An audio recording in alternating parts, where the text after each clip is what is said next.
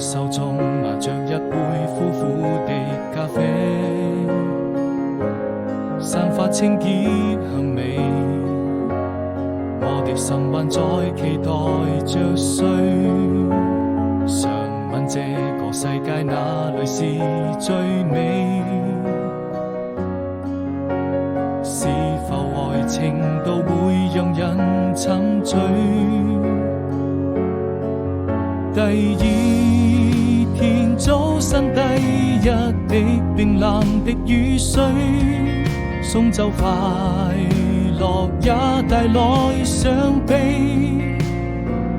那晚風就像你為我留下祝福的眼淚回來，再給安慰，再說一聲寶貝。